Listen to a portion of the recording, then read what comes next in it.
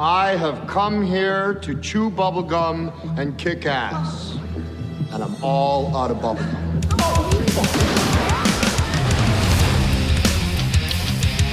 I am the most complete fighter in the world. Yippee-ki-yay, motherfucker. You can call it the art of fighting without fighting. Stick around. Some motherfuckers are always trying to ice skate uphill. Dodge this. Welcome to Dodge This, an action movie podcast. My name is Simon Feilder, and I am a comedian, mostly a human man, often and always a fan of action films. But don't worry, it's not just me. I've brought along my good friend, Matthew Highton. Hello, Matthew. Hi, Simon. How are you, mate? I'm very well, actually. Now, the exciting part about this podcast is that it's so modern that we're in two different countries recording it, if people can even wrap their heads around that.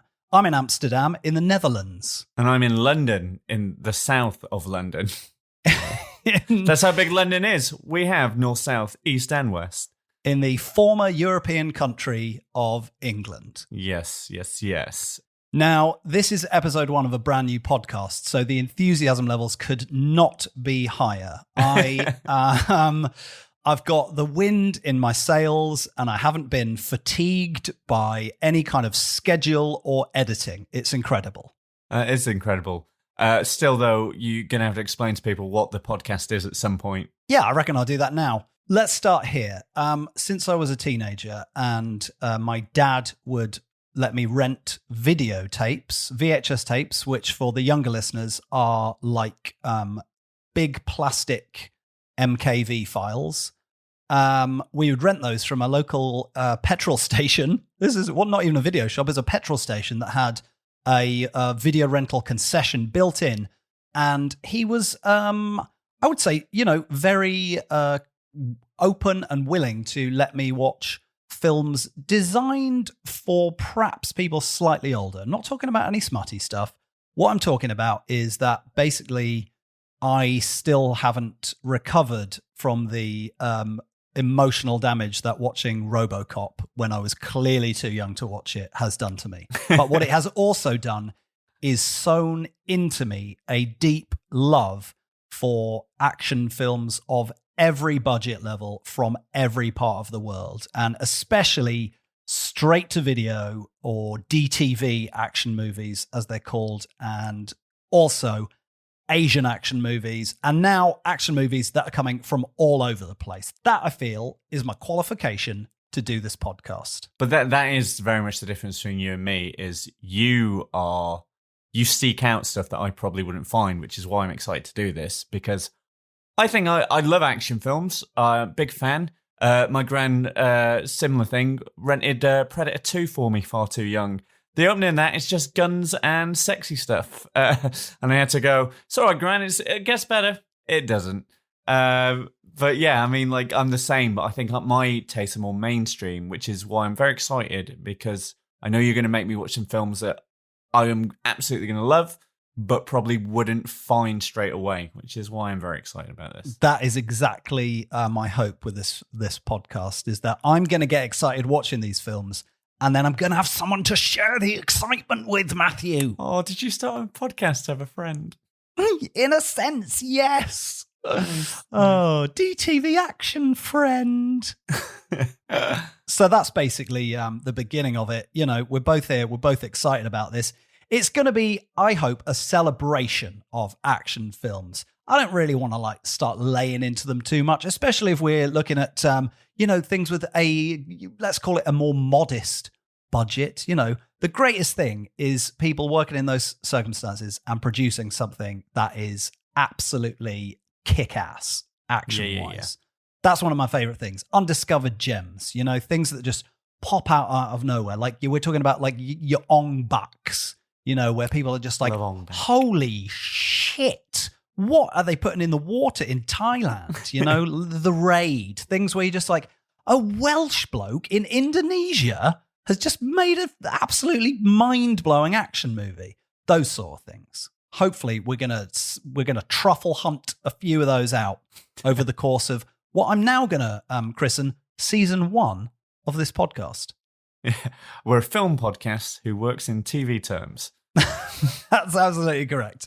And Matthew will be on hand to correct me throughout this podcast. That's the introduction. Matt, anything to add in the intro? No, I think you've done it. I think let's get into the meat of this because we have met and we have thought this through. So obviously you'll probably know from the blurb or the title of the podcast, we are going to be looking at Raging Fire today. True which story. is very exciting, but we're not going to jump straight into that. We are going to have some trailers for you. Just like the cinema, we're going to give you a little snippet of what's coming out soon, which will ultimately date this podcast. But for us, because we like watching the trailers, we like checking in with each other, see if we've seen the trailers. Simon, you picked out a handful of upcoming films today. We're going to jump into those for 5 minutes, then we're going to get into the meat of this podcast. That's right. You got to keep it. You got to keep it current, haven't you? And you got to build the excitement before the feature presentation. Yeah. One of the best bits of going to the movies is the trailers beforehand, where you've eaten all your popcorn before the film begins. Let's have a look at some trailers. Welcome to the party, pal. All right, this one is an action treat. I couldn't avoid this. We've got to at least touch upon it because Michael Bay is back with Ambulance, and he hasn't turned down the Michael Bay-ometer at all, judging by this trailer. Matthew, initial thoughts? I mean, he has just remade Collateral by the looks of it. It looks exactly the same plot from what I can tell, but instead of a taxi, it's an ambulance. Yeah, that's a fair observation, actually. Yeah, he's definitely, I will say, he loves helicopters, but it seems like he has got some fucking drone shit happening in this one. Judging by a couple of those shots in the trailer, I was like, holy shit. I am worried about that because it's very hard to do a lens flare down a drone lens. So I am worried half the film is going to be more visible than his others.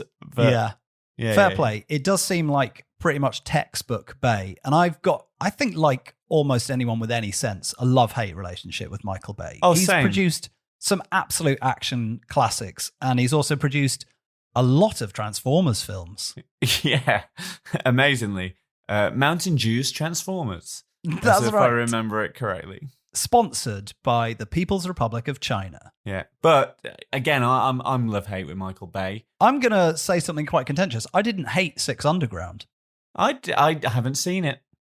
Okay. Yeah, put down the list. Didn't love Pain and Gain, but I thought Six Underground almost delivered on what it promised. And it had some incredible ideas and some really great, like, physical stunt work in it. I quite liked Pain and Gain. Quite liked it. So kind of like, it's mainly because of Mark Wahlberg, but it did feel like Boogie Nights for weightlifters. Yeah, I thought it just felt a bit grotty. Yeah, I like that. I like a film where it's just a little bit grotty. I mean, I will say this. I think Jake Gyllenhaal is pretty solid in most stuff. I think this touches on a lot of Bay's familiar themes. He's got the old army guy who's a bit down on his luck. He's got, robbers, so many helicopters. Unless everyone says it's dog shit, I'm almost certainly going to go and see it's this. It's going to look amazing. Yeah, I think we can agree on that. All right, I mean, that's one I'm excited about. And before we get to the main event, I want to talk about not one trailer, but 3 trailers for that felt upcoming identical action movies that all, quote unquote, star Bruce Willis. One is called Deadlock, one is called Fortress, and one is called Survive the Game. Now, Deadlock looks like a very average movie. Fortress and Survive the Game, they all look as sort of about the same budget, but the trailer for Fortress and the trailer for Survive the Game make it look like they were both filmed at the same time on the same island, and like Bruce just sort of ran from one set to the other. I can't remember which is which now, and I literally rewatched them 20 minutes ago. They both star One Tree Hill's Michael Chad Murray. And that's all I've got, really. Yeah, I mean, they've done my favourite thing as well, that action films do a lot, is to create a character. Instead of sometimes writing a character, they just make people say their full name loads. I'm already into that. John Everyman. You can't stop him. That's John Everyman. John Everyman. It's sort of, I think what is very interesting about this is that Bruce Willis is in these 3 movies, and I suspect he's not in all of them that much. Yeah. And it's like a very interesting sort of window into the market of DTV movies that if your budget is $5 million, you can drop $1 million on getting Bruce Willis to show up for a weekend, because that is enough for enough more people to watch it. Yeah. That is basically what it is. Just kill him off in the first 5 minutes. Do an action scream. What I will say, actually, in one of them, and maybe it's Deadlock, it appears to be the plot of Die Hard, yes. but he is the bad guy. It's Die Hard. Someone said, we're going to make Die Hard on water. But get this, Bruce Willis is going to be Hans Gruber. And then everyone was like, they couldn't write the checks fast enough. Yeah. They were like, oh God, I'm PayPaling you the money. It did feel like someone had wrote a parody of a Bruce Willis film as an SNL sketch. Right. And then they went, all right, let's do that. And then someone went, we can actually get Bruce Willis in this. Is he going to play the Bruce Willis part? Oh, God, no. You are not going to believe this twist. Yeah. He's the baddie. Anyway, well, we've talked about it. We're going to have to watch at least one of these. Yeah. Interestingly, one of them, Survive the Game, is written by a guy called Ross Peacock, who has a YouTube channel called Rossatron, where he breaks down action movies and talks about them with like a great degree of intelligence and smarts. So I'm quite interested to see how that movie turned out. That's interesting, He hasn't posted a video about how he wrote a script and then it got turned into this yet. So I'll be interested to see how honest he is about how it turns out when we get to see it. Also, probably the opposite of what this is going to be. A smart breakdown of action films. Where we're going to be like, so far, did you see that bit? Okay, that's the trailers out of the way. I've finished my popcorn. Oh, very quickly, though, just before we go, and I'll sum it up, I am excited about Resident Evil. We can talk about that another time, because I will be watching it as soon as it's in the cinema. I think I've got about 4 Resident Evils to watch between the original one and this one. No, right? This is completely separate to the others. A brand new reboot. No, it's actually doing bits from the game. Oh, okay. And it's got your one out of Skins in it. Yeah, she's very good. I watched Crawl this week. I've seen Crawl. I enjoyed it. That's a movie that had a very limited budget, but did a great deal of good stuff with it, I would say. First jump scare, very good. Crawl. I would say, is it a horror film? A horror thriller, I'd say. Horror thriller, okay. And thereby disqualified from this podcast. A horror film. And I think on that, yeah, let's get into our feature presentation. And now, our feature presentation. Dodge this. All right, I am very excited about this one. I have been anticipating this since the trailer came out some time ago. The movie is Raging Fire.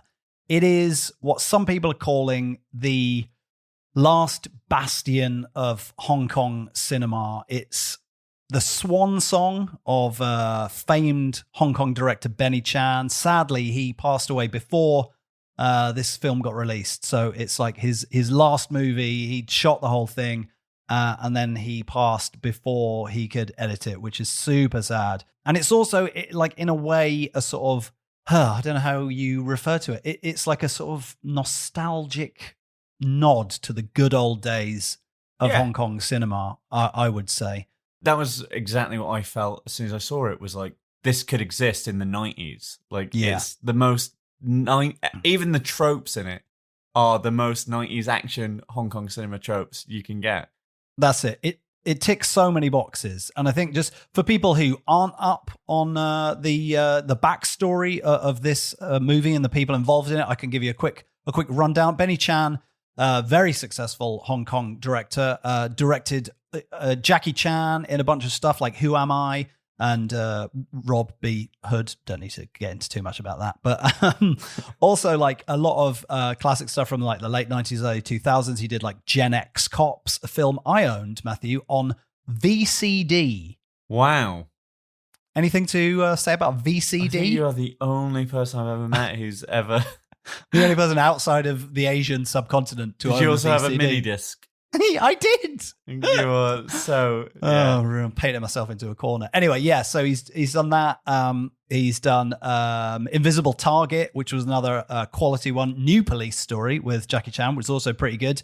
Bunch of those, Gen X Cops, New Police Story, Invisible Target, all had Nicholas Tse in it. I hope I'm pronouncing his surname right, who also stars in this. Of course, opposite, another Hong Kong legend. Your favourite? Donnie Yen. Donnie Yen is a man who has had an incredible career. He's been around since the 90s, since, the good old days when Jackie was kicking ass and running shit. Donnie was there, but Donnie was always like the straight-faced, sort of serious guy. He was like an incredible martial artist. He's just kicking everyone's ass, but he never really had like a sort of cheeky little glint in his eye like Jackie. And then in the mid-2000s, Donnie sort of discovered MMA, like UFC and that kind of thing. And there was a movie called SPL where he first sort of introduced like grappling and throws and locks and stuff into like his fighting style. And it sort of took the movies in like a different direction. Flashpoint, he followed it up with another absolute classic.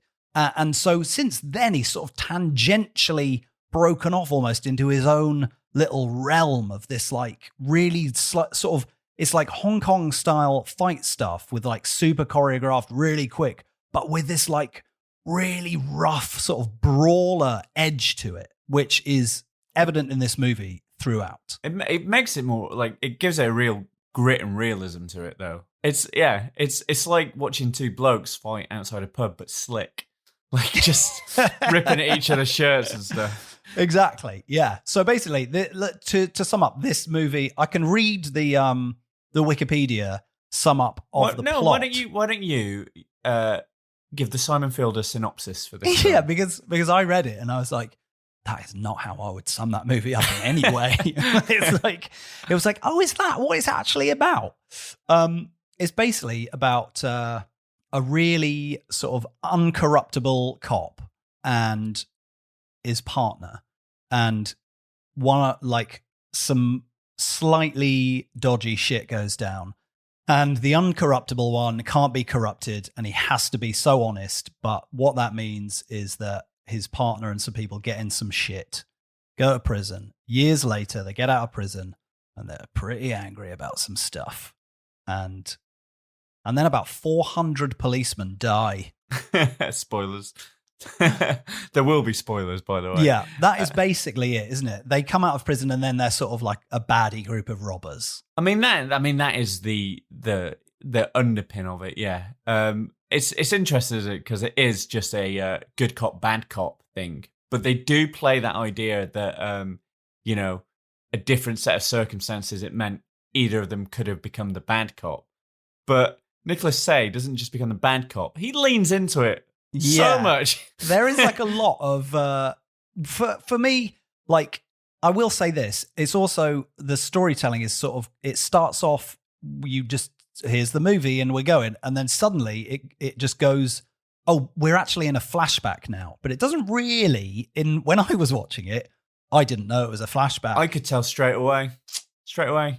Was it the sepia tint? What did it for you? Sepia tint. Nicholas Tse has a slightly different haircut. That did not give me enough information to know it was a flashback. You could tell because it was so out of place. Also, but once he woke up and it was a dream, I was like, okay, he's replaying that. Just cinema language. Really basic cinema language. When he woke up and the whole colour of the film was different. Flashback. There it is. Yeah. I am the person that has to be dumbed down for, basically. Did you need a white vignette around it? Yeah. And then I need it to say 10 years earlier, or I don't know. Unless it says London, England, Paris, France. I don't know which Paris you're talking about. Yeah, this is saying Hong Kong, mate. There you go. So that was a little confusing for me when they sort of, it starts and then you're like, oh my goodness, and then it tells you like, oh, what actually happened and sort of how it led to this. But you're right, he goes. I mean, we're going to try and be as spoiler free as possible, FYI. In this, we're not going to give away any like big stuff, and there really isn't a lot to like. No, I mean exactly. Away. As soon as you heard the synopsis, It You know plays what it out is. exactly as you think. It's not Infernal Affairs. There's no twists. That's interesting you say that, because I feel this film was influenced by a lot of other films. I do feel like you say it's a love letter to those films. Like, very much you could feel Heat in this film. Like, the film Heat, not the feeling of heat. Or the air conditioning was broken in the cinema that you were in. Because at points it felt like a remake of Heat at times. It wears its influences on its sleeve pretty heavily in that regard, yeah. But I mean, that's not this film is it is more of a love letter to the bad cop, good cop, and then just action. Because you found it a bit slow starting off, didn't you? Yeah, what's interesting is that I watched this a few weeks ago, and you literally saw it today. Yeah, I'm back from the cinema an hour ago. I'm very jealous that you got to see it in a cinema, because in you're a recliner in the UK. seat as well. Oh, he's gone all out. Sadly, it did not get a cinematic release in Amsterdam where I am, so I had to watch it via the Hi-Ya streaming service, which is a great place to watch Asian action cinema. Not even sponsored. But today, just to give myself a little recap, I banged it back on and I kind of skipped through. Watch it in double speed. Yeah, and basically I just skipped all the action bits that I remembered to kind of have it fresh in my mind. And they're fucking great, those bits. And it made me forget there's a little bit too much in between those. Well, this is my, not a problem, because let's be honest, I bloody love this, mate. I'm really glad to hear that, because if we'd started this with one that you thought was dog shit, this podcast would not be going on for very long. I really loved it, but it was the weird thing is, like we're going to refer to this a lot, but it does feel like a 90s film, and what you realise straight away is how much action films have moved on since the 90s. So, in a weird way, it's a really neat plot. They set everything up. They give him motivation. They don't give women any lines. No lines for women in this film. The Bechdel test. Don't even put the papers in. It is quite aggressively short shrift is given to ladies in this. In fact, the only ones I can remember are Donnie's wife not really doing anything, and then just a lot of innocent bystanders getting shot. Well, this was the only place I felt this film, 'cause the action is so good. It's so slick. It's so smooth. And essentially the story is really efficient. It's they set him up with conflict, they set him up with motivation, and then they just let it unfold. So it's all his actions you can kind of justify from that point. What they don't do is give any depth of character. Even when they go, his thing is just, he has to be honest. Yeah. I'm pretty sure he breaks so many laws. 100%. To be honest. Yeah. And I was reading something after this as well, given since Britain left Hong Kong in the 90s and all the reforms and stuff like that, they've had a lot of trouble with the police. Lots of... More than we're ever going to go into in this podcast. They're I not don't know quite the enough heroes about the ins and outs. They once were. We all know the highlights. So it did feel like that was my one thing when, if Nicholas Tse's character wasn't such a nihilist sadist in a weird way, I'd be like, I'm with these guys here. Because the police, they're not great. They're not great. They are not good. I will say this, that you're right about the depth of character. In Donnie's character is just basically I am a white knight on a white horse and I cannot be corrupted. And then Nicholas Tse's character is I'm a bit of I'm a really good cop. And then it's just but when I come out of prison, I am a psychopathic murderer. I don't know what's happened to him in that prison, but he goes absolutely mental. And fair play. It works in terms of a character choice, but where does it? There's no motivation. Though. He covers it in a line. It's one of the only bits of where I thought this is really good without being too exposition heavy backstory. Because he covers his scar. He just says do you know what happens when you're a cop in prison? Everyone you arrested comes after you.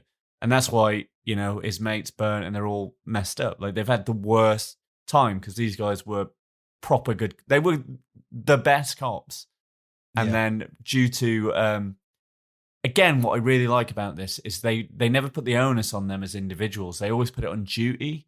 So the idea that they're following orders and they're told that their back's got, but apparently, the police are a little bit corrupt. In this world of ours, especially Hong Kong police. So they do have this underlying thing about corruption and stuff. The interesting thing is, it's enough there to make it an efficient story. But like I say, you just don't feel like every character's playing a sort of cardboard cutout of a trope. So that they are literally there to get to the action, and the action is so fucking good. It's like in every gang of like robbers, you've got to be like, you've got the driver, you've got the safe guy, and then you've got that one guy who I don't know why you've hired him, because he's an absolute loose cannon and he's definitely going to fuck this up for you. But every heist team has one. That's why they've hired him, though, so the plot can continue. It's too easy. We've got to get this mad loose cannon guy who's going to just like fuck it all up for us. But this is the thing. This is one, like, I sound like I'm being really bad on character there. It isn't that bad. It's not like really shallow and really sort of, because I do feel like the plot, even though a lot of people say it's quite basic, it does keep its momentum so well. So it starts off with Donnie Yen is about to catch someone who's been chasing for years, pre the gang being in prison. And his motivation is really like, yeah, we've been leading to this all my career sort of things. And then the disruption from the other gang and everything else, it just topples forward. Once that first action scene's happened, everything plays out in such a smooth way where it's not like you're not questioning why they're doing it. You understand it. But they are just going, right, we need this so we can get to this, so we can get to this, so we can get to this. Yeah. And then it is like I thought the momentum was really good. It's just, if they just... It did just sag in a couple of places for me. It felt like 20 minutes too long. Exactly that. 20 minutes too long. Like, weirdly, at the end, the relationship between the two of them becomes more apparent. Whereas I think if they top-loaded that at the very beginning instead of seeping things out a little bit, I think you'd be so invested in this sort of, oh God, they were the same, but this happened to one and this didn't. Yeah. And I think that was the thing. Like, the idea that they were the same side of a coin and then suddenly becoming the reverse. Like, that was where it went wrong. They had to make Nicholas Tse's character so sadistic for you to justify the end. Yeah. Because, like, otherwise you'd be like, come on, man. Like, he's had a rough time. Right. Chill out, mate. But, oh my God. He is, like, you can't take your eyes off Nicholas Tse through this entire film. He is so cool doing what he does. Like, every time he moves or he does a look to count, like, to a character or something, you're just he's a like, heartthrob. Oh. And they've given him slightly ruffled hair in this. And oh boy, he's changed. He's turned from Nicholas Tse, the pop star and pin-up, to bad guy. But that's Nicholas what they clearly decided that was what's going to happen, because he has been that sort of good cop for most of his career, hasn't he? From what I can see. And then they've literally gone, all right, but what would happen if X happened? What would happen if Bruce Willis played the Alan Rickman role? That's what, that's what they've done. So like, I think all of that is just, and like, you know, why are we watching this movie? We want to see some fucking action. Well, I mean, this is the perfect time. We've been talking like how good the action scenes are, but how good are the action scenes? Yeah, all practical as well. No CGI. Yeah. One of my favorite things about this movie, and that it does have that nod to old school Hong Kong, is the amount of practical effects in it. And there is CG. No, there's no CG in this film. They take the wires out, but everything is practical. Every single thing. No, genuinely, that was one of these things. Google that. It's one of Have my you Googled it? Well, what I will say, research. There is CG in it, but it's like some things that you don't expect. Like, for example, they filmed like the final shootout in a street that looks like a busy street.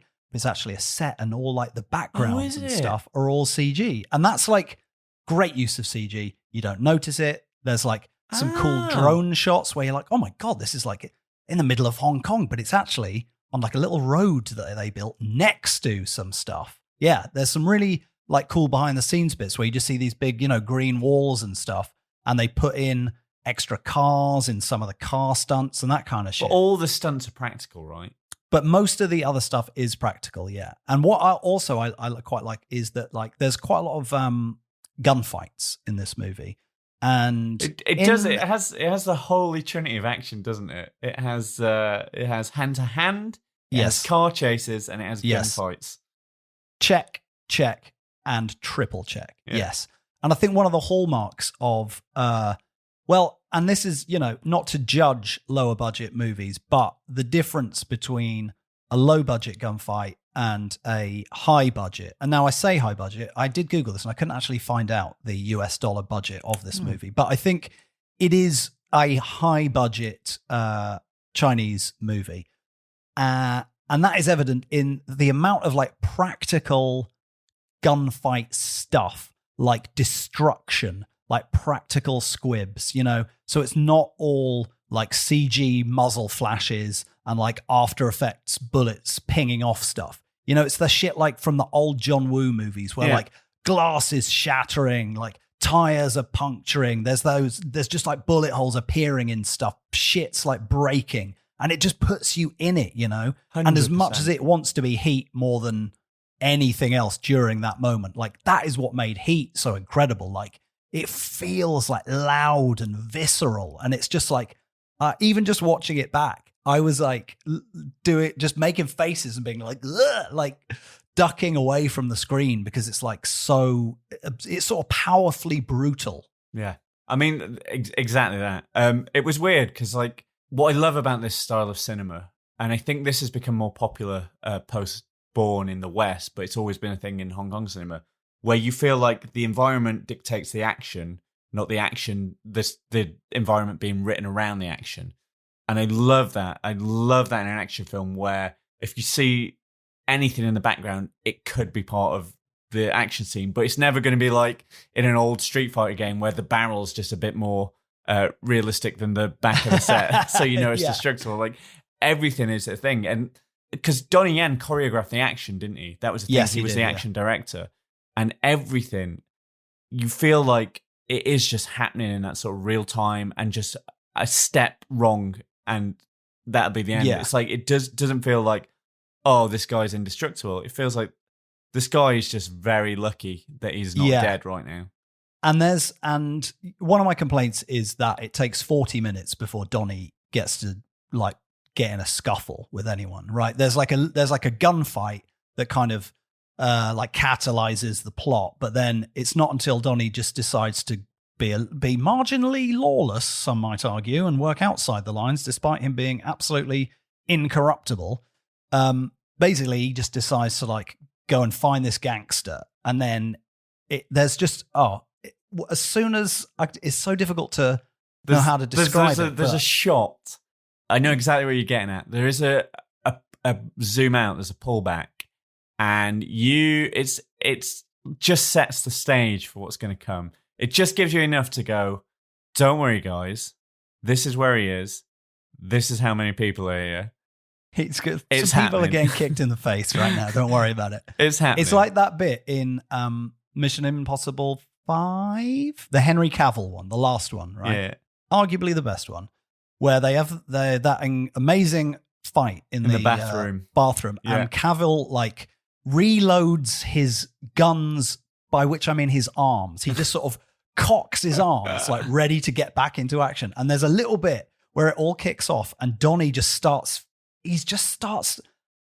brawling with people, and it just looks like he's just punching stuntmen in the face. Yeah, like, it looks so real. It's so powerful. And then like that bit is amazing, and it kicks off into like a minor fight where they're throwing each other through it. And speaking to your using the environment, there's some great stuff in that. And it's like a Tekken game. You don't know when the floor's actually not fallable through anymore.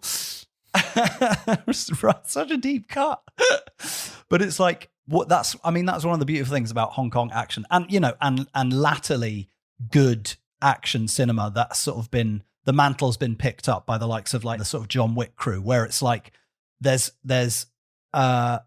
geography and there's like consequences, and things lead to other things. There's a couple of great moments, and somebody mentioned this on Twitter, so it's not my original thought, but like there's a bit in the car chase where Donnie and Nick Tse are shooting guns at each other, and one of the bullets cracks the visor on his motorcycle helmet.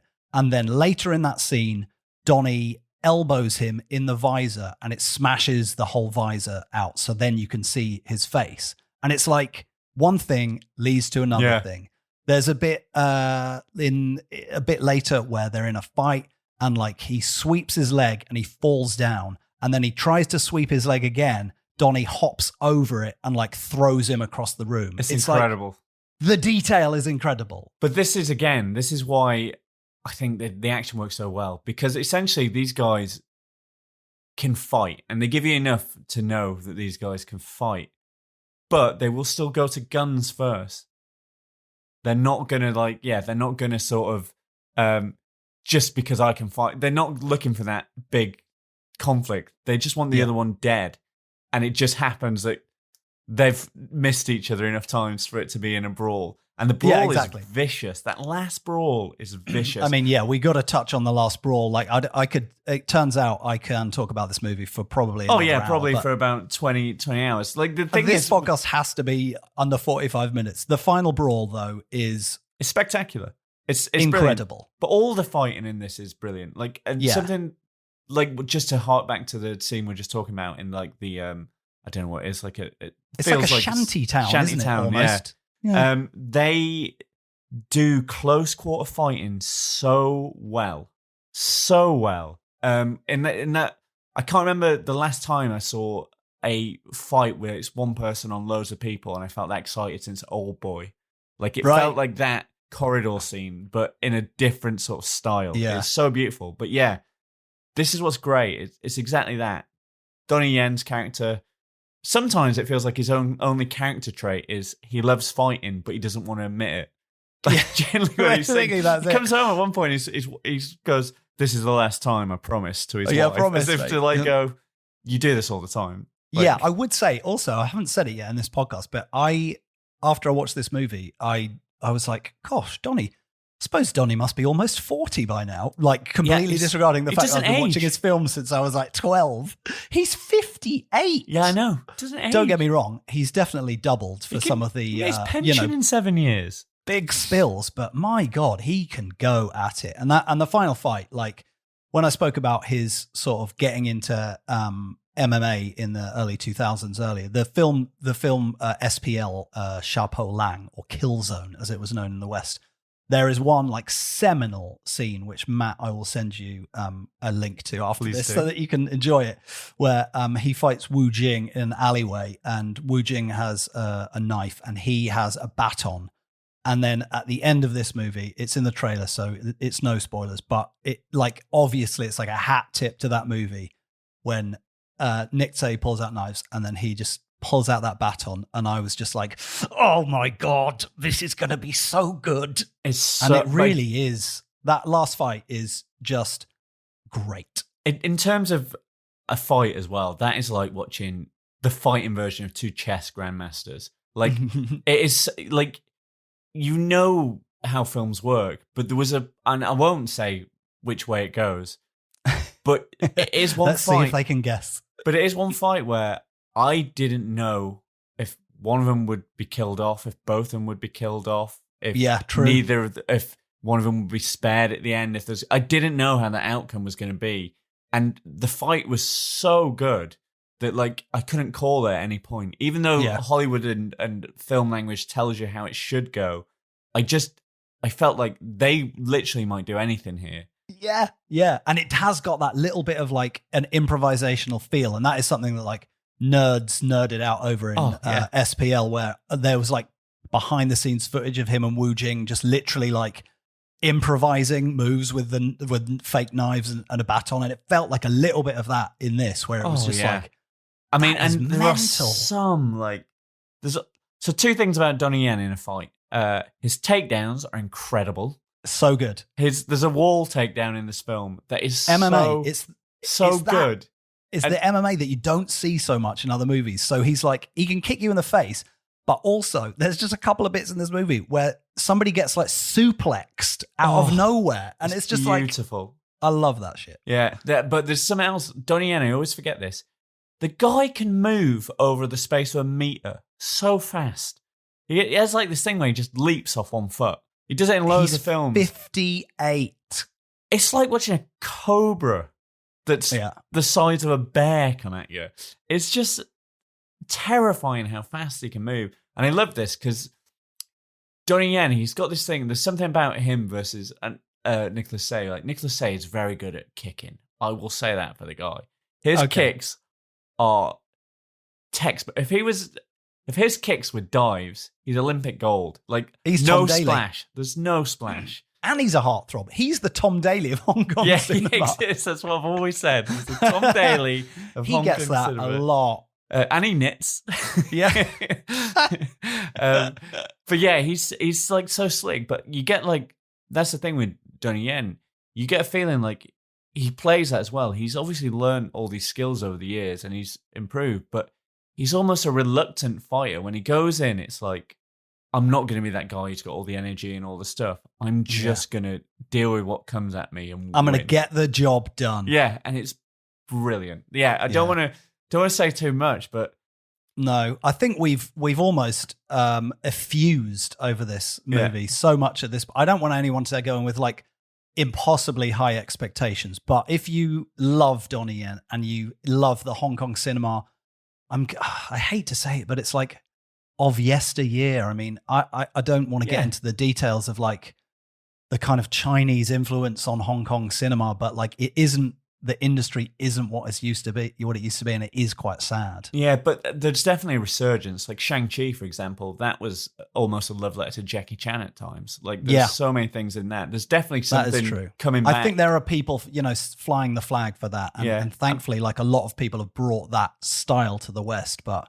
there's nothing like just seeing people. There's just one bit where there's like Donnie Yen running with a machine gun down what looks like just a normal busy Hong Kong street. Yeah.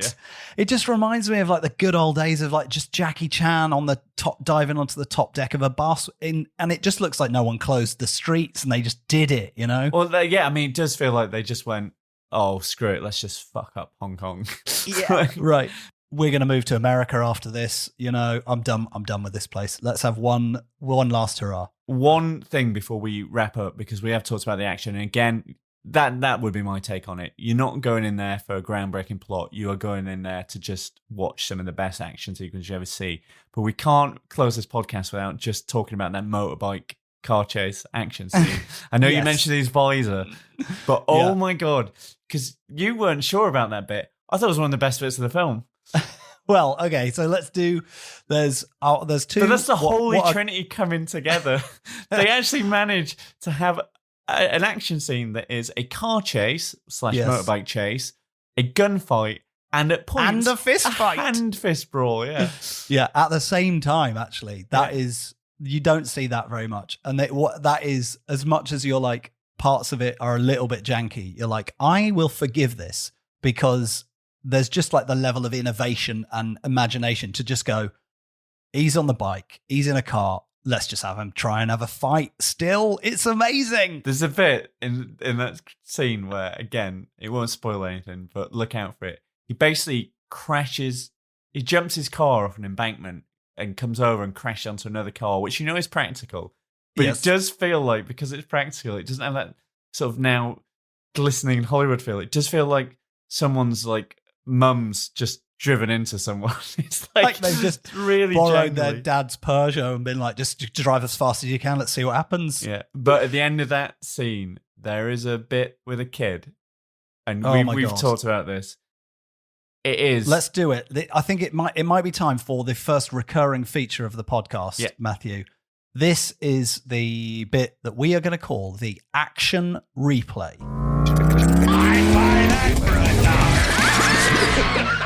Yeah. So basically, every time we talk about a film, we are going to replay a bit in terms of, we're going to pick our favorite bit of action, and we have talked about potentially just trying to collaborate them all into one film down the line. We'll probably forget that and get bored.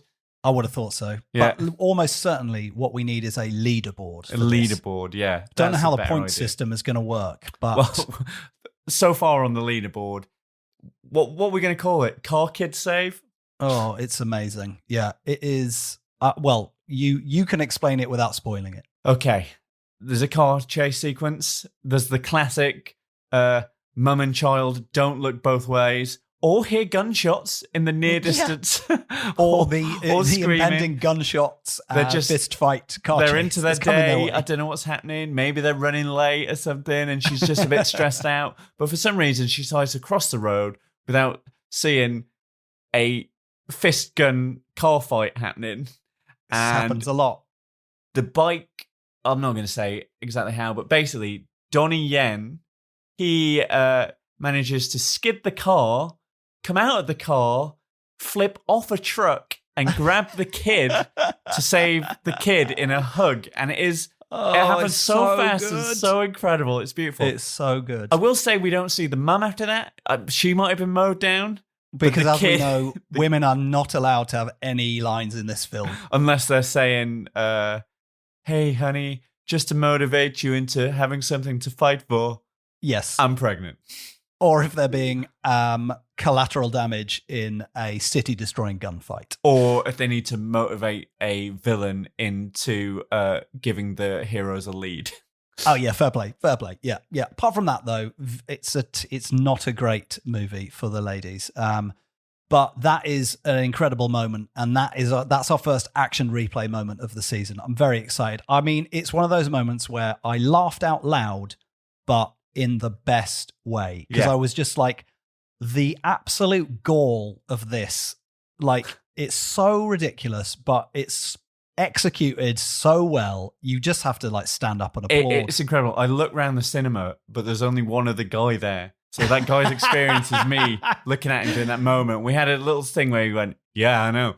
That guy is the audience for this podcast. We've got to find him. Yeah, that was generally one of my favourite experiences of the film. Just me and that guy locking eyes then, and then on the way out, just going, yeah. Also, when it came out, you know when you come out of an action film feeling invincible, like by proxy, you can suddenly slick fight. So you've got that feeling in your body. I had that feeling in my body, then it took me about 2 minutes to find the arm into my coat. It's just like... so quickly. Oh, yeah. Just how the mighty have fallen. Yeah. All right, well, Donnie saving a small child from an impending car chase, gunfight, fist fight feels like the perfect place to end Season 1, Episode 1 of Dodge This, an Action Movie podcast. Matt, exit interview for Episode 1. How do you feel? I think that was great. Do you know what I love about that is rediscovering that film in my head in real time hours after watching that film. I love how fresh it is for you. It's amazing. It's like when they do those trailers where they interview people who've just come out of a horror film and they're like, oh my God, it was so scary. I had to hide under my popcorn for the first half hour. It could have done with more Bruce Willis. I will say that. That is true. If Bruce Willis as a dad, could improve. In fairness, I think it's fair to say he is available. Feels like he might owe some money. Yeah, you've got to worry about it, haven't you? Well, I think I can only hope we can revisit Bruce Willis's burgeoning direct-to-video career throughout the season. But it feels like now we got to wrap this up. Let's. Where can people find you, Matthew, on the internet? Because Matthew, as well as being a great podcaster, produces an amount of content that I think is unreasonable on the internet. Yeah, I put a lot of stuff on Twitter, basically, and most of my videos are together on YouTube, and they've been doing pretty well the last few years. What's your Twitter handle, Matthew? Just at Matt Highton. I mean, I am going to be here every week. I think I'm not a guest. I think I think you're in it, mate. Yeah, so we won't promote this every week. We'll probably end up doing that thing where we start socials for this podcast once we got after the first 100,000 downloads. Exactly. Yeah. When we're confident we won't have 92 followers, which seems to be the number all the time. Yes, which is exactly why. In the meantime, they'll find you at Matt Highton on Twitter. You'll find me at Simon Feilder. How do you spell it, Matthew? It's the opposite way to your brain. It's not I before E. It's E before I. Correct. If it comes before E. I've got a thing for it now. E before I if it comes after Psy. That's pretty good, actually. Yeah. I've not used that one before. I'm trying to get I before E except after me. Oh, nice. Yeah, it feels like the title of an Edinburgh show that I haven't done yet. Yeah. Anyway, I hope to see all of you on the socials. I hope we'll see you for episode 2, which is going to be in 2 weeks' time, I believe. In the meantime, Oh, we need a sign off, don't we? Yeah. We need like Cut. a catchphrase. Just cut. Meanwhile, Cut, print it. Keep kicking each other in the face. We'll workshop it. Now it's time to head round home. It doesn't work. I think I'm going to just have to fade it out and do some music. Yeah, that's probably a better way. See you next time. Bye-bye.